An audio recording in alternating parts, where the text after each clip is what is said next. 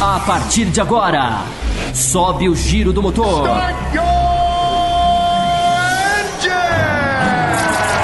Está começando Café com Velocidade. Opinião e debate sobre o melhor do esporte a motor. Apresentação: Bárbara Franzin, Thiago Raposo, Thiago Rosa e Fábio Campos. Café com Velocidade, o seu podcast semanal de automobilismo. Café com Velocidade.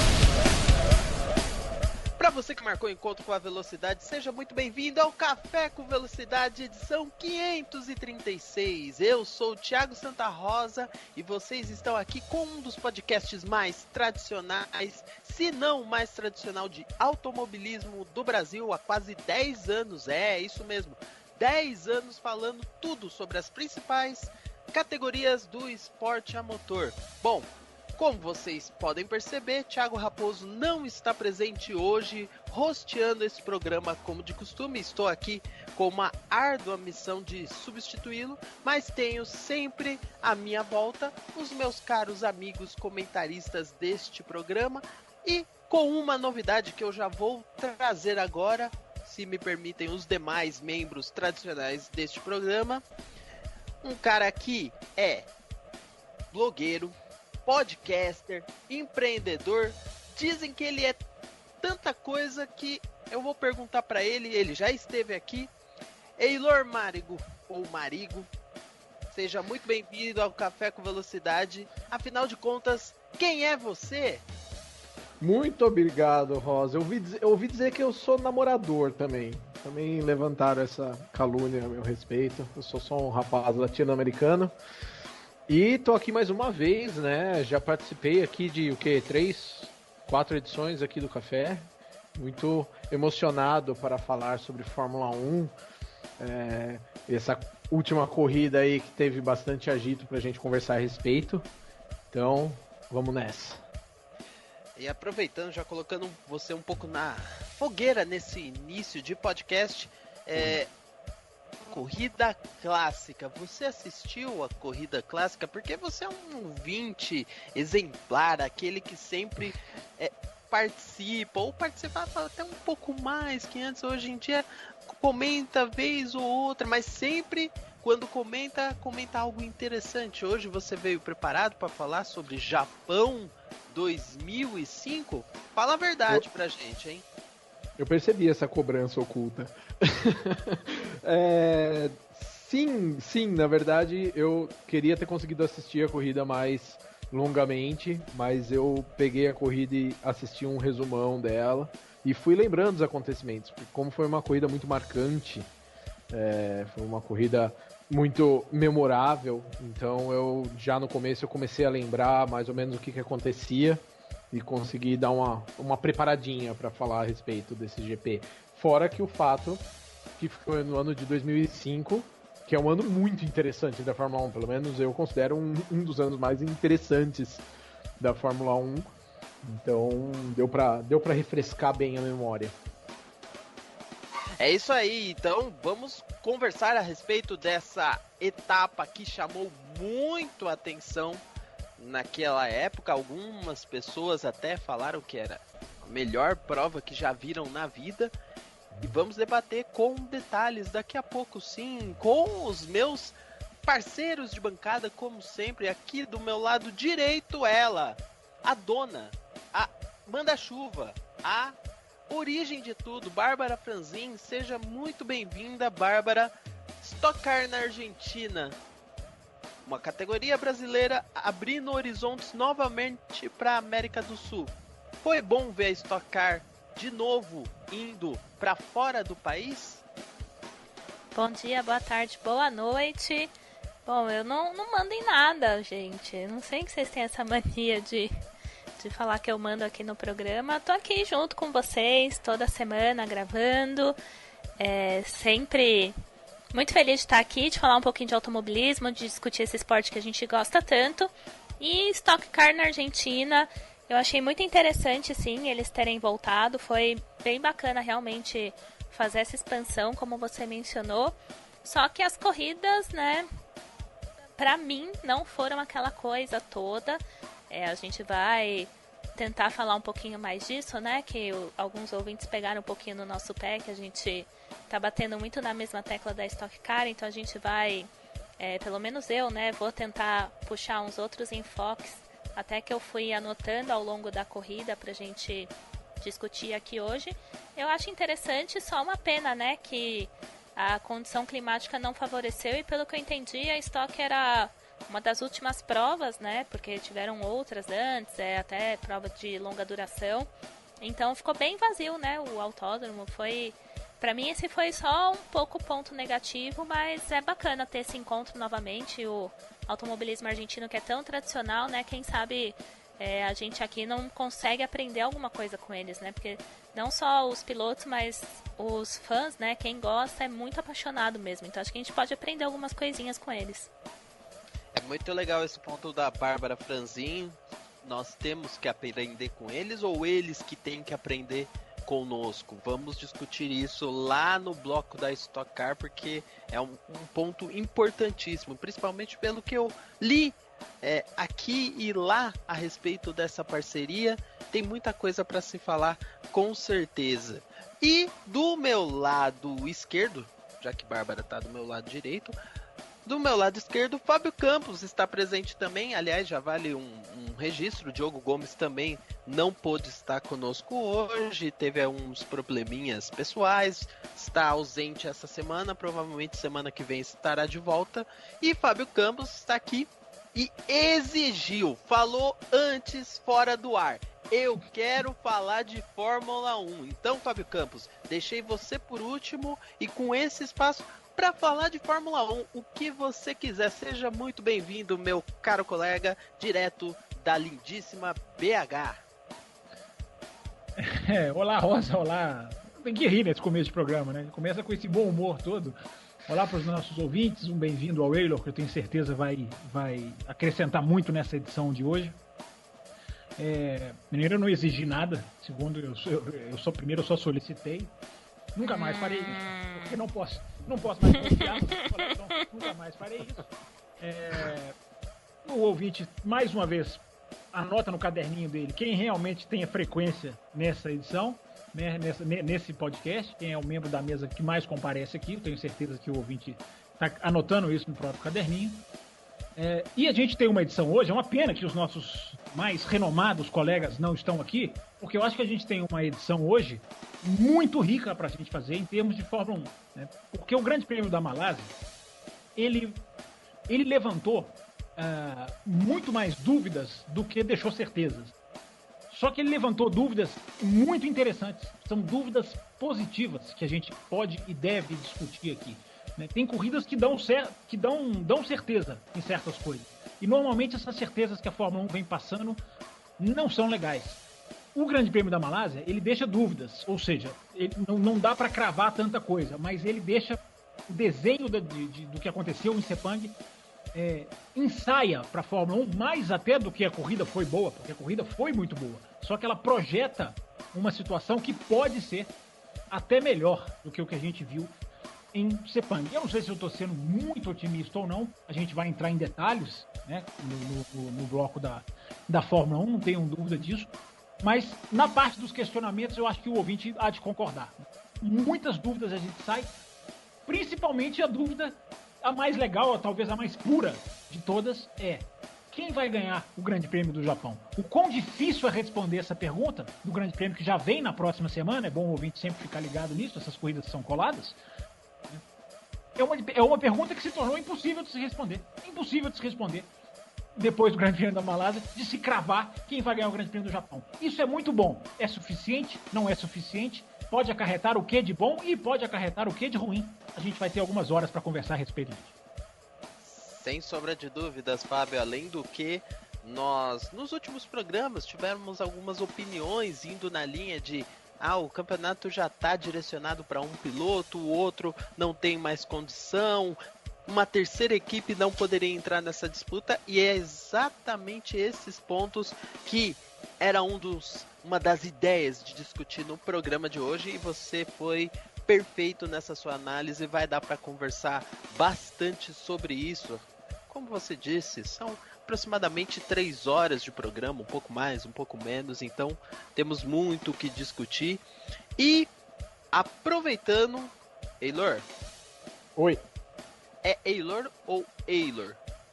Eilor. Eilor. Primeira vez que eu fiz essa pergunta foi em 2014.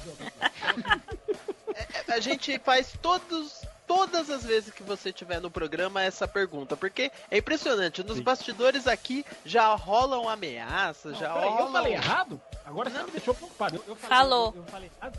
Se eu falei errado, por favor, me desculpe com sinceridade. Eu falei errado umas 50 edições, pelo menos. Fica tranquilo. Até o final do programa. Gente, vocês sabem que eu erro meu nome às vezes quando eu tô gravando. Então esquece, nunca mais nós perguntamos, nem nos preocupamos em falar isso da próxima vez. Não tem problema nenhum. Fácil. Aliás, normalmente a gente errava o seu nome por conta do grupo ou do nosso programa de apoiadores, né, Babi?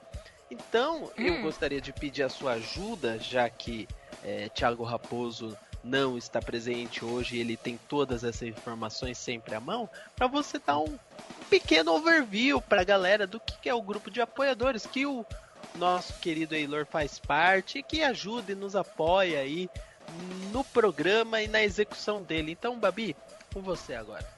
Vamos lá, então, né? Eu imagino que quem escuta já me viu falando bastante sobre isso, mas sempre tem, né, novos ouvintes que talvez não conheçam ou agora estão interessados também em saber o que é esse programa que a gente tanto comenta. Você pode acessar o apoia.se/café com velocidade. E esse é um programa que a gente fez aí para alcançar algumas metas que a gente queria pro podcast. Muitas delas a gente já conseguiu. Então, é um programa que a gente tem para qualquer pessoa que queira entrar com qualquer quantia. Então, pode ser R$1, pode ser R$5, 10, enfim, o que você puder colaborar, né? 1.000, 1 milhão, se você tiver esse dinheiro disponível, né? Por que não? E a gente tem algumas coisas exclusivas, mas não a edição. A edição do programa, né? O podcast em si é sempre aberto para todo mundo que quer fazer um download lá no café.autosfera.com.br. E a gente tem um grupo de WhatsApp exclusivo para quem é apoiador. A gente às vezes divulga alguns conteúdos exclusivos, gravação dos bastidores do programa.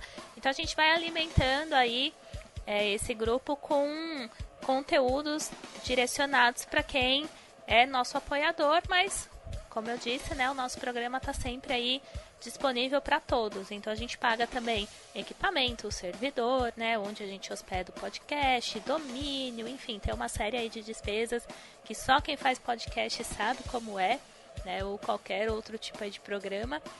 Então é isso, acesse o apoia.se/café com velocidade, conheça o nosso programa e quem sabe você não se torna um apoiador também.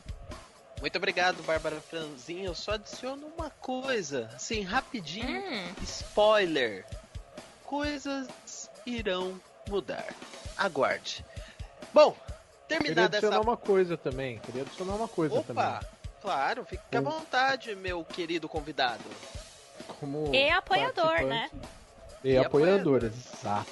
Como participante do programa de apoiadores, orgulhosamente um dos primeiros participantes do programa de apoiadores do Café. Queria dizer aí para quem pensa em uma hora ou outra contribuir porque curte o trabalho desse pessoal e gosta de escutar os podcasts e gosta de entrar no site, etc e tal. O bacana de fazer parte do programa de apoiador é que dentro do grupo de WhatsApp dos apoiadores a gente realmente se sente fazendo parte ali. Eles levantam questões, levantam dúvidas a respeito de pauta com a gente, sempre traz muitas informações e muito debate.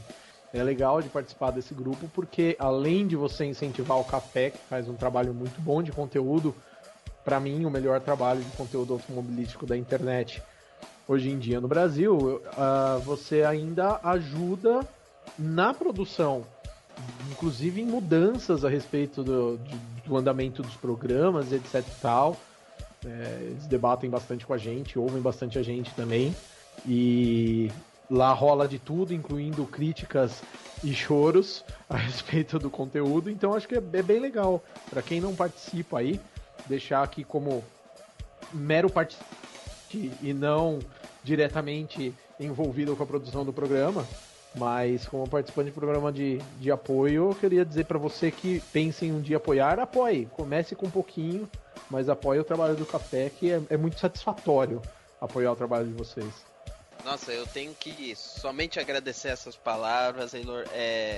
São 3 coisas aí. Primeiro que a gente não combinou nada, então essas palavras suas foram todas espontâneas, a gente não sabia que ia falar isso, então muitíssimo obrigado mesmo, de coração.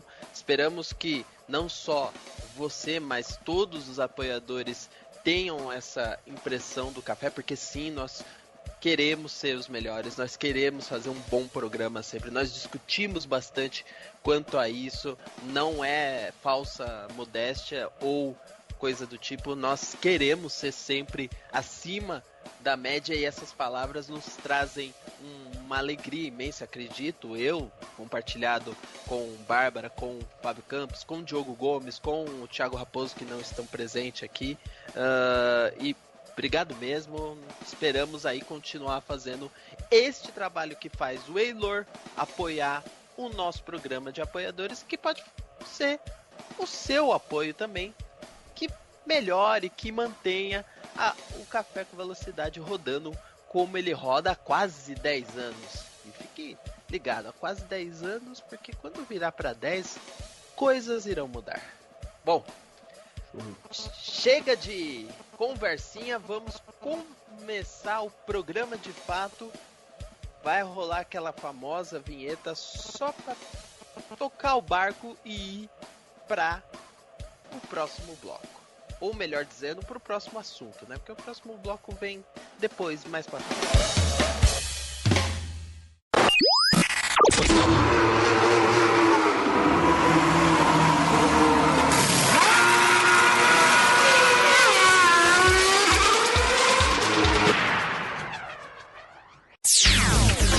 Corridas clássicas. Então vamos começar agora falando de corrida clássica GP de Suzuka, o GP do Japão de 2005. Muita história, muita coisa, uma classificação surpreendente com chuva, trazendo aí pilotos que não estavam entre os primeiros, vamos dizer assim, aliás, bem longe disso. Destaque para o pessoal japonês, né? Tanto Toyota como a BAR Honda aparecendo bem ali na frente. Os pilotos principais mais para trás do grid. Eilor Marigo. Manda. Eu vou errar o seu sobrenome para ser diferente agora. É um prazer. Tá bom? Você que é um apoiador, acompanha sempre as coisas do Café, você sabe que às vezes é muito difícil nós escolhermos uma corrida, porque tem vários fatores envolvidos. Às vezes é um lance só, às vezes são vários lances de uma corrida, às vezes é um contexto. Essa corrida de Suzuka em 2005, ela te chamou mais atenção pelo quê? É de fato a corrida em si? É o que acontece do início ao fim dela, ou tem alguma outra coisa que te chamou a atenção que você queira mencionar neste início de bloco? Pô, Rosa, é difícil falar de uma coisa só, mas eu acho que nessa corrida é meio que impossível a gente não dar um destaque para a atuação do Kimi, né? O Kimi, que é sempre um grande assunto da modernidade sobre se ele merece estar onde ele está ou não. Eu acho que nessa corrida não dá para não destacar o Kimi e a bagunça que foi a prova, né? Eu acho que ia ser impossível não destacar também. Eu não vi a transmissão nacional, eu vi a transmissão internacional. Então eu anotei aqui alguns comentários da TV também pra gente discutir, que foram bem curiosos, mas se eu for destacar alguma coisa, eu acho que essa corrida não dá pra não destacar a atuação do Kimi.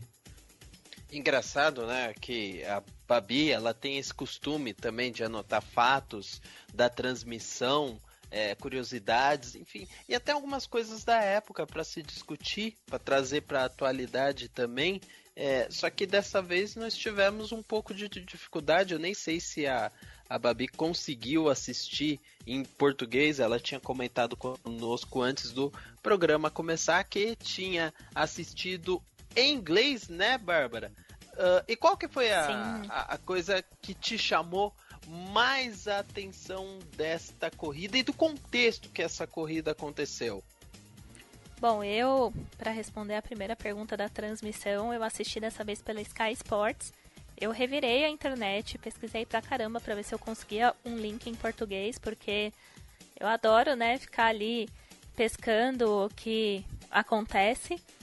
E depois que eu assisti a prova, o santo Diogo Gomes apareceu com um link para download em português, mas aí já era um pouco tarde. Eu falei, já assisti, então dessa vez vai ficar para a próxima, né? Mas essa prova, ela é um pouco até, pessoalmente falando, interessante para mim, porque 2005 foi o primeiro ano que eu fui em Interlagos assistir a Fórmula 1. Então foi totalmente aventura, assim. Então eu falei, nossa, tô assistindo uma prova que é bem próxima, né, da que eu acabei vendo. Então foi muito interessante, porque eu lembro do que a McLaren fez nesse GP, e foi muito legal ver uma outra corrida em que isso aconteceu também. Mas principalmente por ter muitas coisas pra gente destacar, né? Então foi uma corrida, assim, gostosa de assistir, que toda hora, assim, tinha algum acontecimento na pista, sabe? Tinham vários pilotos ali que se tornaram um pouco protagonistas dessa prova, então foi bem interessante por esses fatores.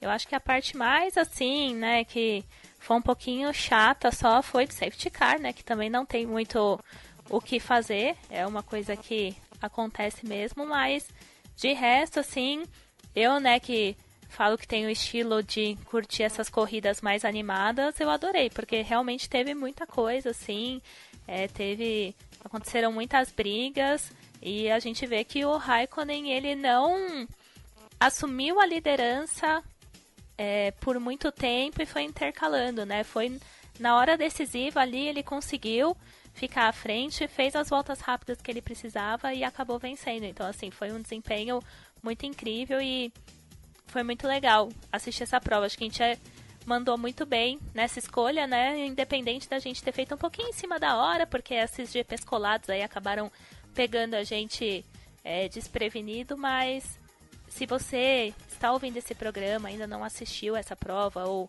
não se lembra, ou tem uma memória assim do que se passou por lá, corre atrás, joga no YouTube, tem o link assim para você dar uma olhadinha, pelo menos, porque vale a pena, assim, isso vai ter 1h30, pelo menos, de um bom entretenimento, de uma boa corrida, né?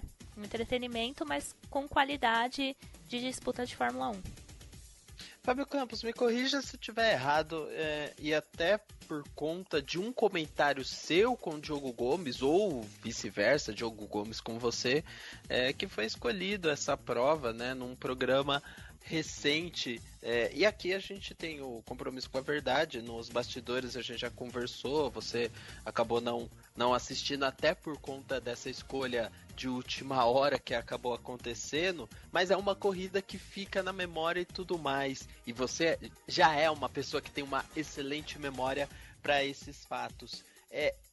Eu também quero explorar essa questão com você de momento do campeonato, porque já era uma prova que já estava tudo decidido, então poderia acontecer absolutamente nada, como poderia ter acontecido, e aconteceu de fato essa corrida espetacular num ano de 2005 que no geral não foi tão espetacular e acabou ficando marcado pelo fiasco de Indianápolis, correto? É verdade, Rosa. Eu me lembro. Sabe o que eu me lembro dessa época? Porque nessa época eu fazia, né, falava de automobilismo para rádio, né, não em podcast. E eu me lembro que a gente discutiu muito essa questão de como uma corrida sem o campeonato em disputa, né, extra-campeonato, revelou uma qualidade, mas não foi um pouco melhor do que as outras talvez alguns degraus acima, como, por exemplo, o Grande Prêmio da Malásia de 2007 foi acima da média do ano. O Grande Prêmio do Japão de 2005 foi 30 degraus acima do nível do que foi 2005. Né? Apesar de que foi um ano realmente interessante, como o Willer colocou, eu concordo com ele. Mas essa corrida foi extra classe. Foi, né, você falou aí que alguém disse que foi a melhor corrida que viu na vida. Não é a melhor corrida que eu vi na vida, mas é o melhor Grande Prêmio do Japão que eu já vi na vida. Isso não tenho a menor dúvida de afirmar, né? Até porque o Grande Prêmios do Japão tão empolgantes não são tão frequentes assim. É uma corrida que tem muita história, é uma pista que a gente vai conferir em 2017, já na próxima semana, que tem muito desafio técnico, é uma pista gostosa de se assistir.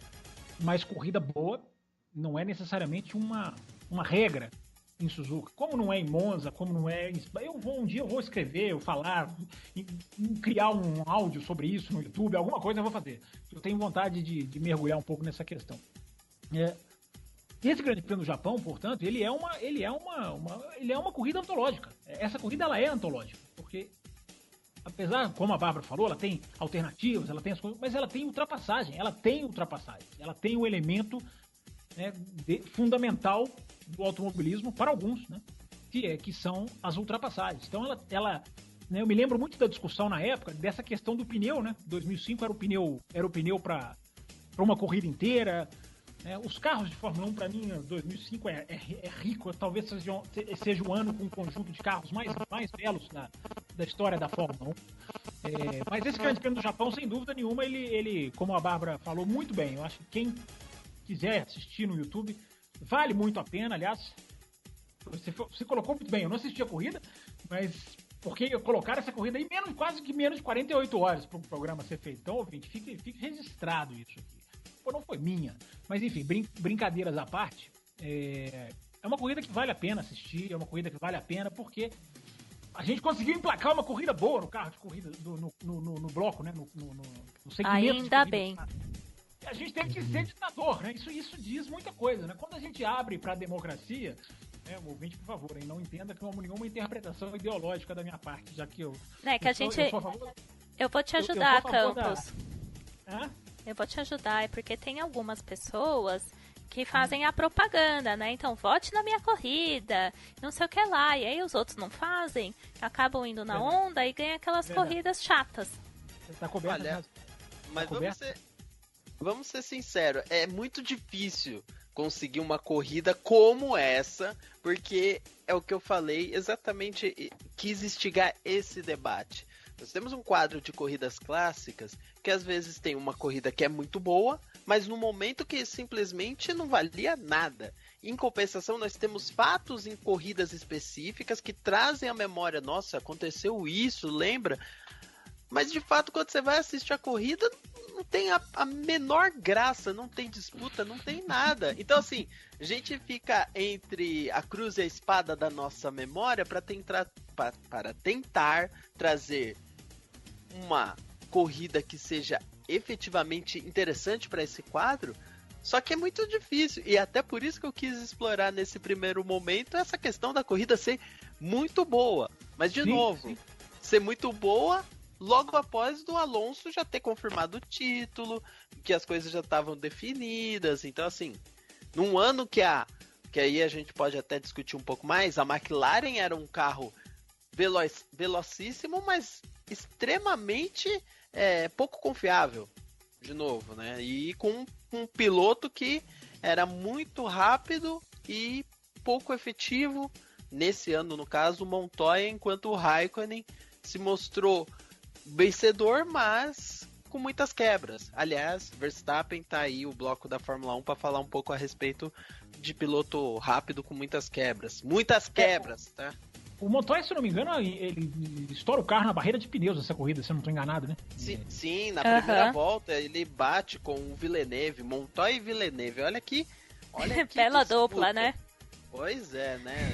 Dois pilotos extremamente agressivos, para não dizer outra coisa, principalmente do Villeneuve, né? E tinha o Sato também, né? Para representar aí. E o Sato foi, acho que na largada, né? Que ele também dar acidente com o Trulli. Exatamente. Aliás, e isso é importante mencionar, Babi, e aí Heitor e Fábio Campos, se tiverem algum ponto a ser comentado também, as marcas japonesas estavam loucas, porque graças à confusão que foi a classificação, Honda e Toyota tinham de início ali na corrida chances reais de ganharem a prova no Japão, né? Não a Honda e sim a BAR Honda, mas que era ali Mas era a primeira fila, né? Exatamente, e que tava ali com o nome da montadora numa disputa direta com a sua principal rival. Então era um momento ali especial para essas duas empresas, né? Sinto uma diferença para os dias de hoje, né? Em que sentido? Da Honda tá muito bem naquela época, né? E que é o que dá pra gente comparar hoje, né? E atualmente, né, tá em processo de evolução, né? Também não vou ser tão malvada assim, já teve muito pior. E agora eu enxergo que tá começando aí a achar o rumo das pedras, mas demorou demais. Vocês, Eilor e Fábio, tem alguma coisa a comentar?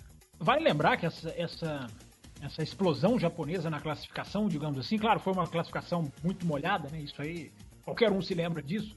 Mas essa primeira fila de equipes japonesas, né? Não era Honda ainda, é sempre bom lembrar, né? Em 2005 ainda era BAR.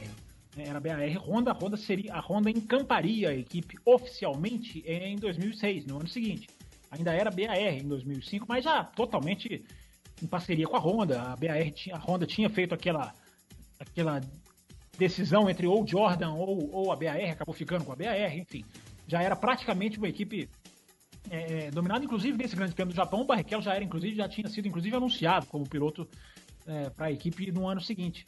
Mas essas duas equipes japonesas dividindo a primeira fila fez um sucesso tão grande que a Toyota, não foi exatamente por causa disso, mas isso contribuiu, começou a fazer o lobby para levar o Grande Prêmio para a pista dela. Já que Suzuka é da Honda, a Toyota leva o Grande Prêmio do Japão depois para Fuji, né, em 2007 isso. E 2008, que é a pista essa da Toyota. Né? As duas montadoras têm no Japão cada uma a sua pista de testes, né, e utiliza a Honda em Suzuka e a Toyota em Fuji. Então, o momento japonês na Fórmula 1, e vocês fizeram muito bem lembrar o Sato, né? A gente nunca pode falar de um Grande Prêmio do Japão que tenha o Sato na pista sem citar essa questão, ou o Kobayashi também, alguns anos depois, porque esses pilotos, o envolvimento do japonês com eles é muito forte, e eles conseguiram resultados interessantes, não exatamente nesse ano, né, mas o Sato conseguiu andar muito bem de Jordan, me lembro, em 2002, que era o ano de estreia do Sato. Ele faz um bom Grande Prêmio do Japão com a Jordan. Depois, se não me engano, foi em 2004, o ano anterior, ele faz um resultado muito bom com a Honda. Depois vem o Kobayashi, também consegue pódio com a Sauber. Ou seja, o piloto japonês em casa consegue coisas que não são comuns na Fórmula 1, que é o fator campo. A Fórmula 1 não existe fator campo praticamente, é fator casa. Esses japonesinhos fizeram bonito nos anos em que correram nos seus países. Repito, não necessariamente em 2005, já que vocês citaram bem aí, o Sato dá uma escapada na largada, né? Mas é importante citar, além das montadoras, também tinha piloto japonês na Fórmula 1, que para mim é sempre bom, sempre válido, né, quando tem qualidade, claro. Essa relação com a torcida é legal de se colocar também. Eu queria aproveitar para adicionar só uma coisa aqui, que eu acho que é interessante de lembrar.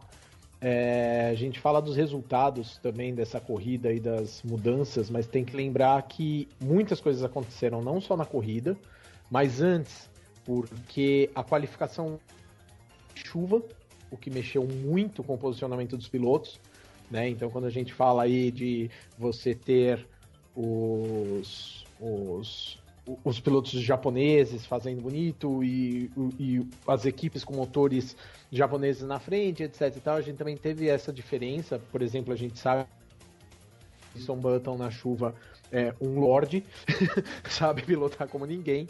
Então ter ali o Button na frente, o Fisichella, o Christian Klien, Takuma Sato também teve um pouquinho mais da chuva. E, por outro lado, uma coisa que eu acho interessante da gente observar também é que como vocês comentaram, a gente tem a profusão de motores, né? A gente tem Toyota, Honda, Renault, Cosworth, BMW, Mercedes, Ferrari, a gente tem uma porrada de motores nesse ano. E se você descontar a parte da chuva, se você pegar, por exemplo, eu tive a curiosidade de checar agora o GP do Japão do ano anterior, você vê que as diferenças de tempo não são tão grandes assim. E se você pegar os principais pilotos no ano anterior, você tinha, mais uma vez, as principais equipes ali fazendo tempos mais ou menos dentro do mesmo tempo, né? Fazendo volta mais ou menos dentro do mesmo tempo. E do sexto, sétimo para baixo, nos 2 anos, você tem as outras equipes fazendo 2 segundos, 3 segundos, 4 segundos mais lento a qualificação. Então, mesmo excluindo aqui o fator chuva, você consegue encontrar aqui ainda a diferença de supremacia das grandes equipes para as pequenas, mesmo tendo sido 2005 um ano muito mais interessante para alguns do que os anos atuais da Fórmula 1, e mesmo você tendo essa profusão de motores. Eu acho que é legal a gente lembrar isso quando a gente fala de corrida clássica, porque o comparativo entre o passado e o presente está sempre aqui, né? É meio que o objetivo disso também. E eu acho bacana a gente trazer esse tipo de informação, porque você vê que mesmo com uma grande variação de fornecedoras, com uma grande variação de equipes, com um grid formado com excelentes pilotos, tanto quanto esse ano o grid é formado com excelentes pilotos, a gente tem aqui a gente segue um pouquinho aqui um padrão, né, de você ter as grandes equipes trazendo um resultado muito melhor. E em 2005 isso reflete muito na corrida, porque como a corrida foi muito confusa, você vê Alonso, Schumacher, Kimi, você vê os ponteiros recuperando posição muito rápido em cima dos outros, né? Então isso é bem interessante de colocar também. Já tinha uma diferença absurda, né? Eu acho muito interessante isso que você falou, Ilo, da comparação com os tempos atuais. Eu acho que o quadro enriquece muito a gente fazer sempre puxar, né? Por exemplo, a gente teve 99 aqui agora há pouco, né? A gente visitou em 99 a Malásia, a Inglaterra esse ano também, se eu não estou enganado. Foi 99 que a gente assistiu. Exatamente. E me assusta em 99 como não existia montadora na Fórmula 1, né? Não tinha montadora. Isso me assusta. Quando eu fui rever essas corridas, me assustou. Né? Hoje a Fórmula 1 é totalmente montadora, só montadora, né? Para dar certo. Né? E nesse ano de 2005, é importante a gente relatar que já existia essa diferença. E olha como a gente já tinha montadora, né? Já é muito mais parecido com 2017, né, do que 1999. É claro, né? Cronologicamente é uma idiosincrasia eu falar isso, mas o desenho da Fórmula 1 aqui em 2005 já tem já tem a Renault, né? Tem a Honda, a Toyota que depois ia embora, a Honda que vai, depois volta, mas enfim. Esse ano de 2005 é sempre importante lembrar, é o primeiro ano da Red Bull, ou seja, já fica com uma carinha mais de 2017. Né? É o primeiro ano da Red Bull, né? Como a Red Bull era uma equipe completamente sem crédito em 2005, né? Ninguém dava a menor bola para a Red Bull, ninguém imaginava que a Red Bull viraria o que a Red Bull virou, né? Uma equipe vencedora, uma equipe séria, uma equipe de ponta. Né? E a Red Bull era mais uma, até porque entrou no lugar da Jaguar, que não deu certo, que tinha no lugar da Stewart, que não tinha durado tanto assim. Enfim, a Red Bull era uma aventureira. Né? E 2005 também, para registrar o último ano de Minardi e de Jordan, né? Que é são dois registros também que são importantes, porque foram equipes que, dentro das suas limitações, tiveram cada uma diferente a sua contribuição para a Fórmula 1. Né? Então, 2005 iam embora a Minardi. A gente pode dizer que essa não foi a última corrida do ano. A última corrida do ano acho que foi a China, né? Mas, enfim, exato, foi a China.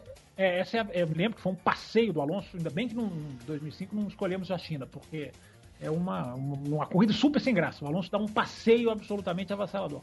Mas então essa é a penúltima corrida, o Grande Prêmio do Japão, na história de Jordan e Minardi. Lembrando que você falou do Red Bull, né? Campos Red Bull, motor Cosworth com Christian Klien e David Coulter no volante, né? Não era aquela coisa estrelada de hoje, né? O Klien ainda tinha um quê de uma aposta pro futuro. O Coulter já não. O Coulter era o piloto experiente que ia trazer bagagem. Né? Ele foi muito importante porque dentro da fase Coulter, que foi até 2008, né, quando ele se despede no Brasil com aquela Red Bull branca, ele participou justamente dessa fase importante da equipe, né? Claro que o Coulter, eu tenho várias restrições ao Coulter aqui, às vezes eu cito ele em exemplos que nem são muito, digamos, engrandecedores. A Red Bull precisava de um piloto, talvez assim, a gente não consegue nunca quantificar, né, o quanto ele foi importante, mas ele ficou na Red Bull num período em que a Red Bull cresceu, a Red Bull subiu, claro que não vou dizer que é por causa dele, mas talvez ter trazido o Coulter para a Red Bull era projeto futuro, coisa que a gente não entendeu, porque quando o Coulter, eu me lembro do Grande Prêmio do Brasil em 2004, né, o Coulter se arrastando na pista, em 11º, eu não sei se foi essa a posição que ele chegou, mas ele passou a maioria da corrida de 2004 se arrastando em 11º. E era assim, o cara aposentado, de repente em 2005 ele é anunciado, né, ele não foi anunciado com tanta antecedência assim, de repente em 2005 ele é anunciado como piloto da Red Bull. Então, podia até ser, nós nunca, né, só a história agora pode nos dar essa pista que a gente não tinha na época, o projeto de, olha, vamos colocar aqui então um piloto que ele não vai nos dar grandes resultados, mas ele vai nos dar o caminho, ele vai nos mostrar como trabalha a equipe vencedora, porque o Coulter correu por Red Bull e McLaren, por Williams e McLaren, né, por muitos anos nessas duas equipes. Então, o Coulter eu acho que teve a sua importância na Red Bull, mesmo sem ser o cara dos resultados, né? Mas curiosamente, nessa etapa o Coulter foi até bem, né? Largou em sexto e terminou em sexto, ou seja, foi um piloto que conseguiu ali, daqueles que estavam à frente, se manter durante essa prova, né? Conseguiu um pontinho aí, um pontinho não, né? Nessa época já era 3 pontos, né? Pontuava até o 8º lugar e ele conseguiu aí uma pontuação que era interessante. Curiosamente, ele terminou até à frente de Ralf Schumacher e do Michael Schumacher também, mas no caso Schumacher a gente tem que ponderar que era limitado muito ao pneu, né? Os Michelin davam de lavada nos pneus da Bridgestone e isso, nós sabemos o quanto que isso pesou até para o desempenho da Ferrari. Mas antes de falar disso, ou voltar a falar disso, Bárbara Franzin quer completar alguma coisa? Sim, é que a gente estava comentando aí um pouquinho de Red Bull, e eu acho que o Mark Webber é um piloto, né, que ficou muito associado à Red Bull, e é interessante que nessa prova ele ainda estava na Williams, então é um pouco esquisito, né, a gente, pelo menos pra mim, tipo, opa, tô falando de Webber, mas ele não tá na Red Bull, que é um cara que, querendo ou não, também ficou um longo tempo aí na equipe e se associa muito, né, a imagem dele à Red Bull, então só pra mencionar que ele não tava lá, ele tava pela Williams. E vale lembrar que o Webber vai para a Red Bull como uma volta para casa, porque o Webber teve uma raiz muito forte com a equipe quando ela era Jaguar, e o pessoal era praticamente o mesmo, ali, o pessoal de pista, né? Não o comando lá no alto da pirâmide, mas o pessoal de pista era praticamente o mesmo. Então o Webber ele é meio que resgatado para voltar à Red Bull, meio para retomar aonde ele teria brilhado, que foi na Jaguar, já que eram as mesmas pessoas, a Red Bull comprou a Jaguar. Bom, vou trazer aqui os primeiros comentários. Na verdade, tivemos 2 comentários, né? 2 ouvintes mandando e-mails a respeito da corrida clássica. Um deles, o Marcelo Cesarino, que falou: corrida muito boa, boas brigas, diferenças de estratégias, ultrapassagens.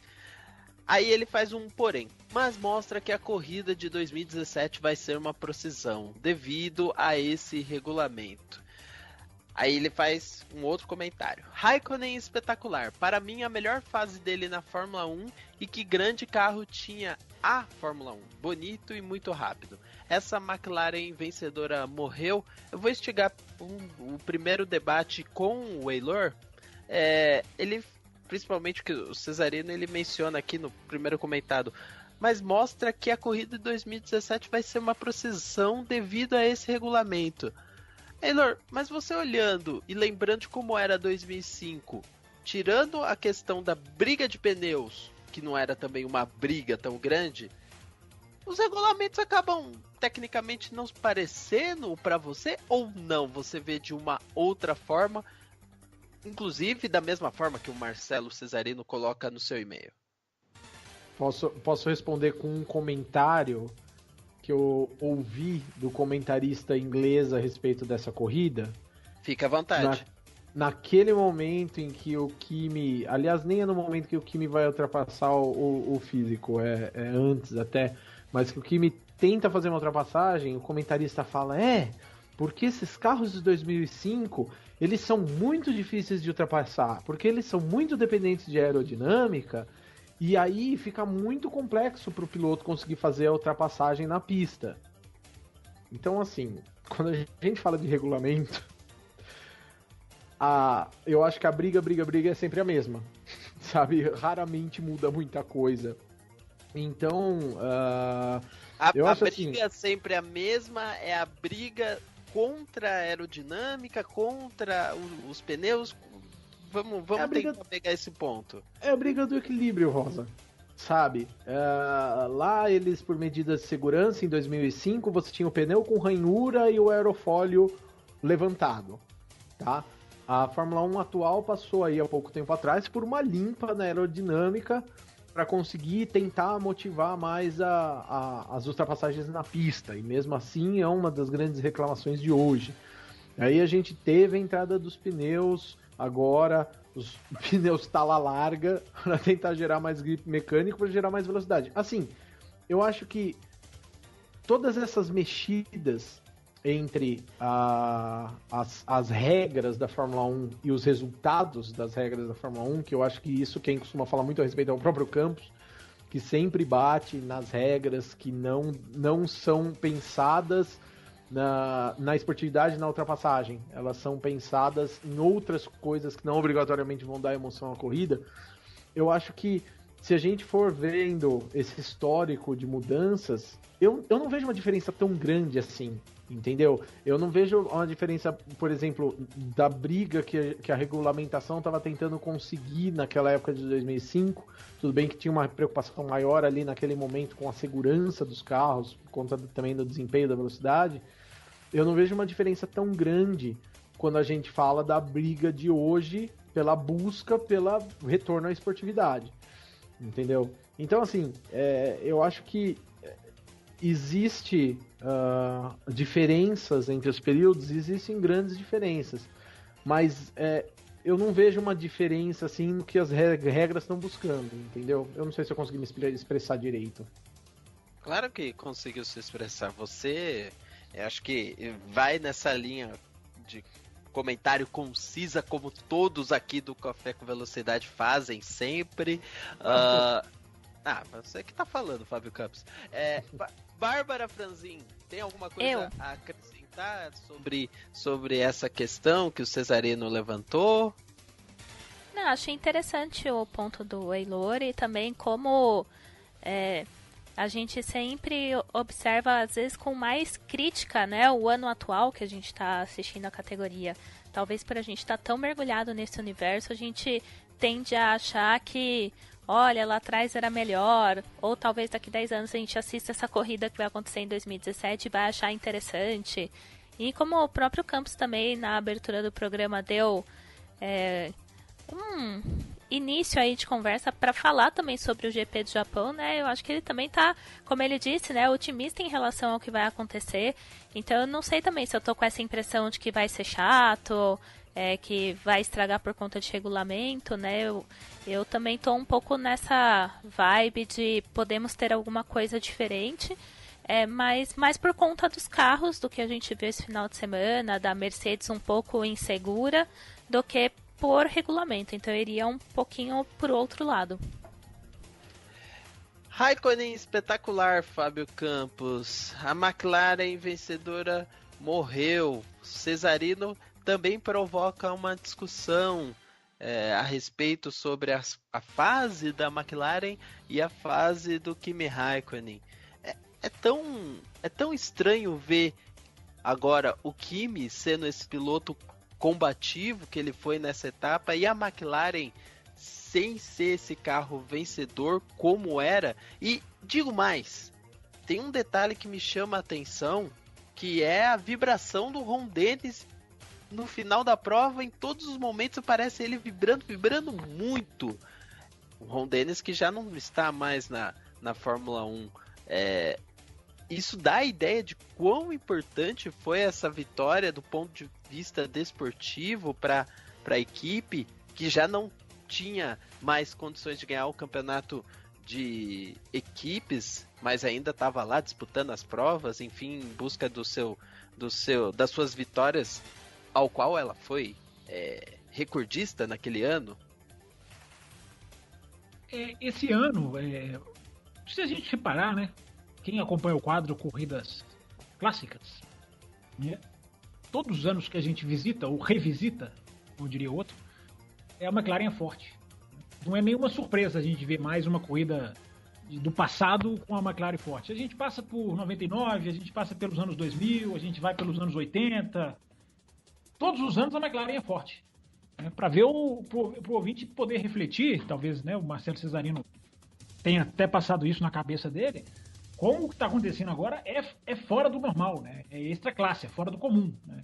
Até porque é uma equipe que agora prefere ser média, né? Aceita a condição até de média para poder desesperadamente sair da condição de fundo de pelotão. Mas tem muita coisa do e-mail do Cesarino, o Elo respondeu bem a questão do regulamento, que eu acho que fica até melhor responder lá no bloco de 2017, porque a gente pode abordar mais essa questão, por exemplo, do Grande Prêmio do Japão de 2017, que ele coloca.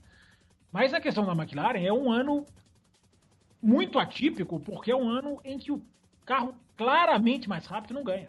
Né? Foi o carro mais rápido do ano. Né? E era claramente, não era nem aquela questão ali de que eu falo, por exemplo, do Hamilton ser mais rápido que o Rosberg, e tem gente que questiona. Né? É questionável, mas no caso de 2005 não há questionamento. Né? Quem lembra dessa temporada sabe muito bem. A McLaren era muito mais rápida do que a Renault, muito mais rápida. Foram 9 vitórias. Desculpa, Campos. Foram 9 vitórias da McLaren naquele ano, em 18 etapas. 9 vitórias, né? Em 19 etapas, aliás. Quase metade. Eu achava até que eram 10. Porque o Montoya ganha 3 e não.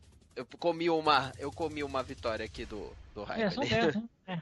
Porque o Montoya, eles ficam empatados em vitórias no final do ano, Alonso e Raikkonen. E o Montoya conseguiu ganhar 3 corridas em 2005. Coisa que ele não conseguiu em 2006, tanto que foi, inclusive, dispensado. Então, exatamente. Essa situação de 2005 é uma situação rara na Fórmula 1, né? Do carro mais rápido. Mas as quebras da McLaren foram muito grandes. É absurdo como a McLaren quebrava em classificação, quebrava na corrida, enfim... Né, me lembro da McLaren quebrar nos 2 grandes prêmios da Alemanha, enfim, com motor Mercedes, né, o grande prêmio da Alemanha propriamente dito, e o grande prêmio da Europa, que era na Alemanha, nos 2 o carro parou, os 2 o carro quebrou. Então, foi um drama, mas a McLaren era rapidíssima, além de ser um carro belíssimo, eu acho essa McLaren, apesar do conceito daqueles meio que chifres ali atrás não ser muito bonito, mas o carro no conjunto era muito bonito, era um carro que não era mais rápido. E o Raikkonen, ele era outro piloto, né? Eu não consigo... assistir essas corridas ou relembrar essas corridas achando que é o mesmo piloto. Não consigo enxergar o mesmo piloto. É outra pessoa. Porque ainda mais com aquela ultrapassagem na última volta, né? Que é o que mais impressiona. Exatamente. É uma ultrapassagem belíssima. Essa não dá para esquecer de maneira nenhuma, né? Joga o carro, vem por fora, enfim, agressivo. Era outro piloto. Porque não é nem questão de você falar que é uma qualidade que desapareceu, outra que surgiu, ou ele piorou em um fator, melhorou um pouco em outro. Não. É um piloto lá e um piloto aqui. É completamente diferente. O Raikkonen na McLaren não é nem o de 2005, não. É o de 2006, que andou demais. O de 2003, quando ele ganhou a primeira corrida dele, na Malásia, inclusive. É um pilotaço. Era um super piloto. Né? Aquele grande prêmio da França de 2002, onde, apesar dele escorregar no óleo, a corrida do título do Schumacher, enfim, me lembro de assistir aquela corrida que era um menino ainda. Era quase como se o Stroll tivesse andando na frente, brigando com os grandes lá na frente. Né? Guardada a proporção, claro que a McLaren era muito mais carro. Mas o susto, o impacto mundial do Raikkonen era desse tamanho. Né? E hoje em dia... o Raikkonen, ele abandona uma corrida antes de largar e não faz a menor falta para a corrida. Não faz a menor falta para a corrida. E é muito triste de colocar isso. Eu fico muito triste em criticar o Raikkonen, porque é um dos maiores fenômenos que a Fórmula 1 viu em termos de velocidade, de salto de carreira. Né? Chegou-se a questionar em 2001 a irresponsabilidade de colocar o Raikkonen no grid, que não houve, não era. Né? Embora há sempre o risco, você puxar um cara de Fórmula Renault e colocar ele na Fórmula 1. Então eu fico muito triste de analisar o Kimi Raikkonen em 2017, porque ele não faz diferença não disputando um grande prêmio, que foi comprovado algumas horas antes da gente gravar esse programa. E o Leandro JF também pegou alguns comentários aqui. Eu vou começar de trás para frente, até para poder inserir o comentário dele dentro de um ponto que eu sei que o pessoal aqui tem até anotações a respeito. Primeiro, ele lembra que em 2005 ele havia perdido, um amigo dele havia perdido essa prova, e aí ele contou que foi a melhor corrida que ele tinha visto em muito tempo. E naquela época ele acabou deprimindo este amigo, porque ele não tinha como assistir, né? Nós não tínhamos essa oportunidade que temos hoje de rever online através de canais específicos. O próprio canal da Fórmula 1 hoje em dia até mostra algumas etapas aí antes das corridas e tudo mais, coisa que em 2005 era impossível. E aí ele reassistiu a corrida quando mandou esse comentário e teve certeza que estava certo, né, quanto ao comentário da corrida ter sido excelente. Ele ainda comentou do Schumacher, mostrando por que era apta nas defesas que fez contra carros muito mais velozes que o dele. E, aliás, teve uma ultrapassagem do Alonso se não me engano, foi na 13R, que o Alonso também vai por fora do Schumacher. Você engoliu o zero aí, é 130R. 130R, isso. Mas foi sensacional. Mas que ele passou por fora sem DRS, né, Cesarino? Você que gosta também de falar do DRS. Sem DRS, passando por fora numa das curvas mais rápidas da Fórmula 1. Aí ele faz o comentário, que é o início do e-mail dele, mas que eu trago para vocês. Vou pescar uma coisa que eu vi na transmissão. BR sai e Honda assume para fazer Button campeão em até 5 anos. Conseguiram, mesmo que indiretamente. Então, Leandro JF, você pescou isso? Eu sei que Bárbara Franzin e o Eilor, principalmente, trouxeram algumas coisas que pescaram das transmissões da época. Então, fiquem à vontade para trazer. Primeiro você, Eilor, já que Bárbara não estava preparada. Eu acho que uma das coisas mais legais, eu vi a transmissão internacional, tá? Só para avisar, eu não vi a transmissão nacional para fazer a comparação. Mas algumas coisas que eu achei mais interessantes foram da parte técnica mesmo, tá? Quem que transmitiu essa corrida aí? A Bárbara falou Sky Sports aí, eu não sei se eu entendi errado, mas o Sky Sports não existia. Não existia nessa época. Ixi, então... Peraí, então. Pode ter sido, só que ela passa VTs, né? Ela passa VTs das corridas antigas, pode até ter sido. Foi isso. Acho que foi um especial de 2014, alguma coisa assim, mas foi Sky. Já tava aqui, ai meu Deus do céu, falei besteira, mas não, você tá certo, foi um especial. Só porque eu fiquei na dúvida, mas enfim, tô curioso, velho. Diga aí eu achei algumas coisas muito interessantes que eles comentaram. A primeira é sobre a aerodinâmica, né? Isso que eles falavam sobre a dificuldade de ultrapassar. Outra coisa que eu achei muito curiosa, o safety car como ponto positivo na corrida. Hoje a gente xinga tanto, né, a respeito do safety car. Não, porque... xinga não. Eu sou cada vez mais... Eu sou a favor do safety car, eu sou um defensor do safety car. O safety car é uma solução. Se o safety car tivesse entrado na volta 30, eu anotei isso aqui, na volta 30 do Grande Prêmio da Malásia em 2017, tinha sido uma corrida épica, como esse Grande Prêmio do Japão, porque relargariam Verstappen atrás dele, o Hamilton atrás do Ricardo e atrás do Vettel. Eu fiquei pensando, meu Deus, entra um safety car, pelo amor de Deus, no Grande Prêmio da Malásia de 2017, porque a gente critica o virtual, né? Eu critico o virtual, que eu acho que é uma aberração, que nasceu em Suzuka, inclusive com a morte do Bianchi. Mas eu não sou contra o safety car, não. Eu acho que ele é um elemento que, se bem utilizado, né, ele pode ser muito útil. Por outro lado, eu acho engraçado, Campos, porque eu não tenho nada contra o safety car, pra falar a verdade. Eu só tenho contra o safety car de vez em quando demorar muito para sair da pista, muito mais do que deveria. Isso é realmente chato. Às vezes acaba atrapalhando a prova por conta.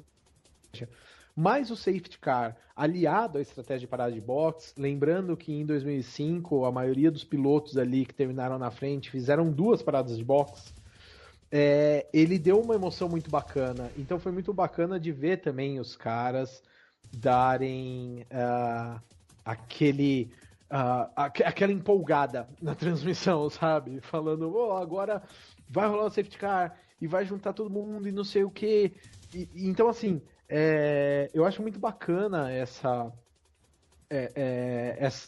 pegada da transmissão se empolgando em detalhes que hoje posso não ser eu nem você, Campos, mas muita gente reclama, sabe? Quando tem safety car e aí fica aquela monotonia e às vezes até uma bagunça que não dá para entender muito na corrida, porque hoje acontece muito safety car alinhar todos os carros e depois ninguém conseguiu ultrapassar direito.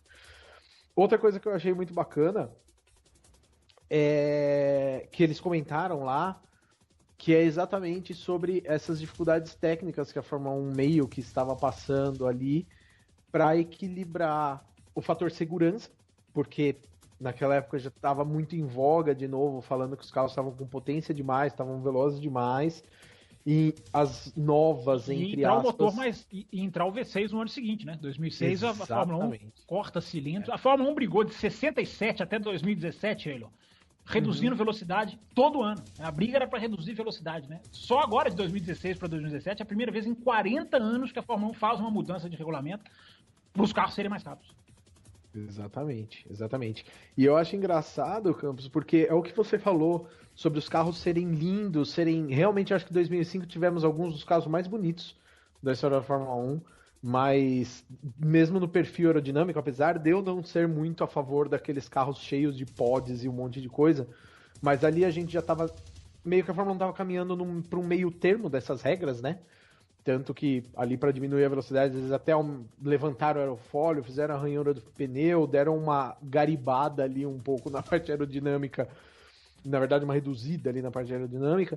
E é engraçado porque a reclamação que os caras fazem, o que eles puxam ali na transmissão, não difere muito da reclamação de hoje, entendeu? Será que essa é a solução pra gente conseguir ultrapassagem? Porque parece que tá ainda mais difícil para eles ultrapassarem, sabe? E da mesma forma, o que empolga é você ver um cara que fez uma corrida como o Kimi fez, sabe? Ou um cara que hoje fez basicamente o que o Max fez em cima do Hamilton, que é aquele cara que se joga para fazer a ultrapassagem por fora e consegue fazer isso apesar de todos os problemas e deficiências que as regras impõem à produção dos carros. Então eu acho muito bacana. E eu achei legal na transmissão as questões tal não são muito diferentes do que a Fórmula 1 carrega em 12 anos, né? Então eu achei bacana de observar isso, porque os pontos que os caras colocam, eu ficava ouvindo e falando, pô, cara, parece que os caras estão falando da Fórmula 1 em 2017, sabe? Só que 2005, que é uma época que a gente lembra com agrado e nostalgia, entendeu? Então é muito engraçado isso. Eu achei muito interessante esses pontos, principalmente, que eles comentam. Questionando a regulamentação e questionando se isso era bom para a esportividade, ao mesmo tempo se perguntando se aquelas normas estavam trazendo benefício ou não, mas também vibrando com uma corrida que foi boa devido a inúmeros acidentes, inclusive incidentes que tiveram ali, né? Então eu achei bem interessante essa pegada dos comentaristas de questionarem mais ou menos as mesmas coisas que a gente questiona hoje. Bom e ruim ao mesmo tempo, né? Ah, sem dúvida nenhuma. Às vezes parece que a gente assiste a corrida clássica e a gente fala, mas caramba, a gente tá falando aí de, nesse caso, 12 anos, mas a gente já assistiu corridas de 15, 20 anos e parece que nada mudou, né? Às vezes a gente fica com essa impressão e é muito curioso mesmo, mas só o Rosa também tinha me chamado para falar um pouco sobre a transmissão e eu não fiz as anotações, Rosa, porque Eu assisti também na transmissão. Sabia. Ó, mas os apoiadores viram que no grupo eu coloquei assim, gente, me ajudem. O Diogo mandou agora o link da corrida com a narração da Globo. Mandem os comentários que aí eu consigo, né, não perder o meu quadro, mas ninguém mandou. Então, fica pra próxima. Estou devendo essa parte. Só uma informaçãozinha antes da gente encerrar o bloco, então. Como eu falei, não existia, a Sky Sports não existia, né? Então, como eles retransmitem a corrida, eles não renarram a corrida. É muito comum lá fora, Estados Unidos e Europa, se comprar a corrida com a narração que ela tinha, seja em qual emissora for. Nos Estados Unidos e na Europa, principalmente na Europa, eles não falam o nome da emissora durante a corrida. Você pode assistir a Sky Sports hoje, eles não fazem nenhuma propaganda, nenhuma assista hoje, logo após, não é essa chatice do Brasil. Então, as corridas são empacotadas para serem compradas. A Sky Sports transmite corridas com narração do Murray Walker, do James Allison, quando era da BBC, porque não tem nem o perigo de, mas ele cita a própria emissora durante a transmissão? Não, eles não fazem isso. Isso é cultura deles. Eles narram a corrida do começo ao fim, se apegando apenas no que está acontecendo na pista. Sem anúncio, sem autopropaganda, sem citar outras coisas. Então, se compra as narrações junto com as corridas antigas. Nossa, tá aí uma... Vai, Babi. Tá aí uma curiosidade bem interessante. E também o que eu ia falar, né, sobre essa narração é como eles sabem exatamente, né, como o Elor falou um pouquinho, eles sabem o que está acontecendo naquele momento. Então, sai um carro da pista, fala, é o Clean. Acontece algum acidente, é o Montoya. Eles têm, assim, um conhecimento que é de admirar mesmo. Então, até... Para quem às vezes não entende muito bem inglês, mas vê a corrida, escuta o nome do piloto, também já vai se localizar na hora com o que está acontecendo, sabe? É muito positiva essa qualidade que eles têm. E só para encerrar mesmo, você mesmo, Campos, falou sobre o design do carro da McLaren e tudo mais, e foi bem nostálgico a gente ver aquela imagem do carro do Kimi com o nome dele do lado, né? Então eu falei, caramba, esse layout é bem clássico, né? Então foi... Foi bem interessante. Já era um proibição. pouco... A proibição isso, ele era patrocinado pela marca West, né, de cigarro, só que ela, em alguns lugares, em alguns pontos, já haviam essa restrição, então eles colocavam estilizado o nome dos pilotos, né, para poder passar. Eu nem lembro, eu lembro muito do Kimi, mas eu não lembro do Montoya, eu acho que era... Era Juan, né? Porque é o que dava, né? Com o Coulter era David, é isso aí mesmo. Exatamente. Mas o do Montoya não ficou tão guardado como é o do Kimi. O do Kimi realmente, esse carro da McLaren me chama a atenção, me lembra desse detalhe sempre. Bom, é isso, pessoal. Terminamos por aqui esse bloco de corridas clássicas. Semana que vem, assim que a gente divulgar o próximo programa, né, nós vamos também divulgar a eleição para a corrida clássica, qual que será?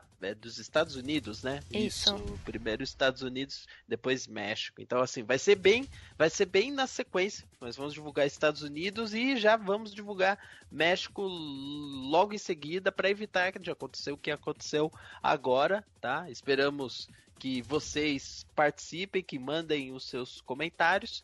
Posso fazer uma propaganda, não? Uma campanha? Rapidinho? Pode, eu ia até falar. Aproveita. Assim, nós, diferente da Sky Sports, fazemos propagandas de nós mesmos. Então, vai lá, Fábio. Não.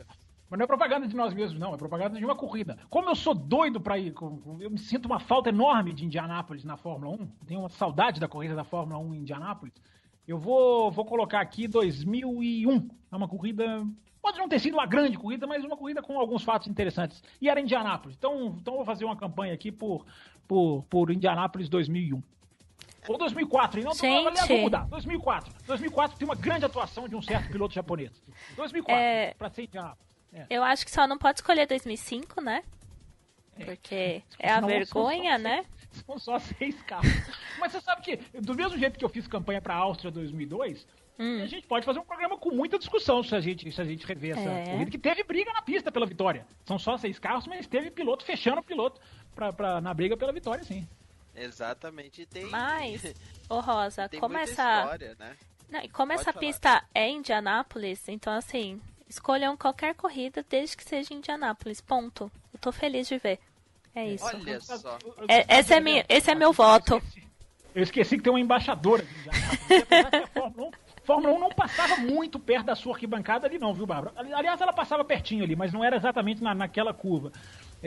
Mas os Estados Unidos, pra gente ser justo com o ouvinte, os Estados Unidos, o ouvinte pode escolher Phoenix, pode escolher Dallas, que é dos anos 80, pode escolher Las Vegas. Para, Campos, A não. Fórmula 1 correu em Las Vegas. Então, só pra deixar o ouvinte, tem muita opção de Não, gente. Mas Austin começou em 2012, né? Acho que tá muito recente, diria o Raposo. Então, tem várias pistas que o ouvinte tem a opção pra escolher, mas a gente vai fazer campanha por Indianápolis. Não vou fazer propaganda nenhuma aqui, mas escolha Indianápolis, tá? Exatamente. Thiago Raposo, que é um ouvinte também do programa, quando não está presente, nesse momento ele está ouvindo isso e vai lembrar na hora de colocar a votação. Vou colocar apenas opções relacionadas à Fórmula 1 em Indianápolis. Ou não. Ou ele pode mudar 2000, tudo isso. 2001, 2002, 2003. Aí ele coloca a dele diferente, né? Só pra contrariar todo mundo, faz campanha e ganha, né? Pois Não é. votem na dele, gente. Pessoal, ouçam Bárbara Franzin. O bloco se encerra aqui. Vamos agora passar. Próximo bloco vocês vão ouvir Fórmula 1 2017 na Malásia. E depois ainda tem o terceiro bloco falando sobre Stock Car na Argentina.